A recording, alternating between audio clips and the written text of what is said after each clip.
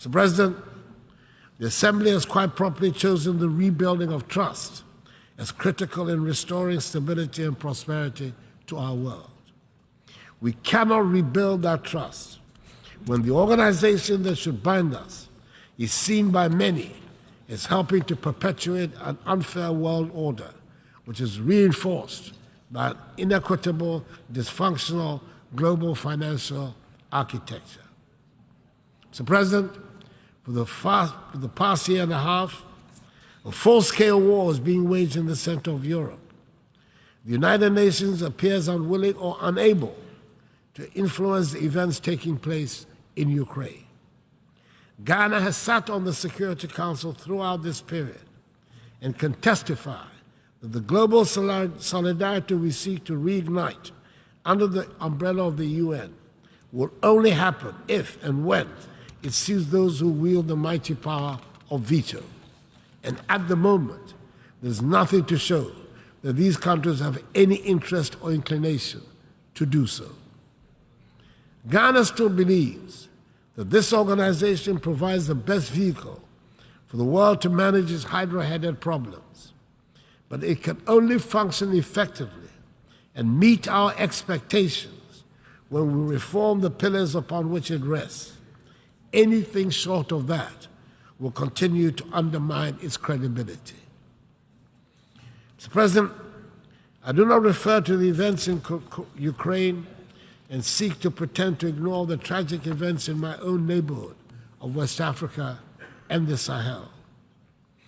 Instability in the Sahel and widespread terroristic activities have put West African countries under severe political pressure and economic strain. Several countries in the region have lost vast stretches of territory to the rampaging terrorists. Coup d'etats have reemerged as what some mistakenly hope would be the solution to the threats that confront their nations. We in the West African region are trying as best as we can, under the very trying conditions we face, to deal with the situation.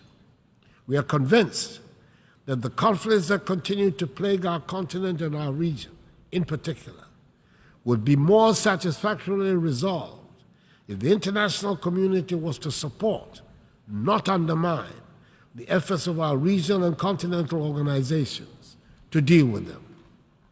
Africans fought and died in the Second World War in defense of Europe and her allies, who reset the world towards the path of peace and prosperity that their nations and citizens have enjoyed for decades now.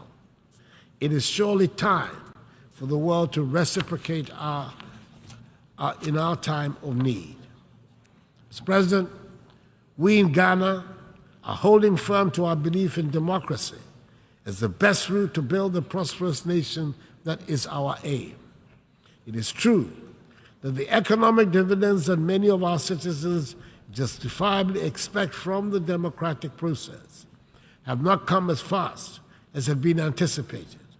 But we're determined to hold fast to the course because we believe that ultimately it will succeed in delivering freedom and prosperity for the mass of our people. We're also having to countenance for the first time in recent human history not just the question of democracy and a deliberate campaign of disinformation against democracy, but also the propagation of authoritarian rule as the faster route to economic advancement. The belief of young people in democracy as the governance model best suited to build peace and prosperity in our society is under systematic attack. The economic impact of COVID-19 pandemic and the impact of the war in Ukraine have only added to the pressure and the anxiety of our young people. We can also certainly do without having to spend the huge amounts of money we currently spend on security at our northern borders in particular. At this time, unhappily, we feel no sense of the international solidarity that we believe we should receive. It is surely in the interest of the whole world that West Africa should be peaceful and prosperous. We want our young people to be part of a peaceful and prosperous West Africa rather than part of the thousands that arrive at an unwelcoming Europe after perilous journeys across the Sahara and the Mediterranean Sea. Mr. President,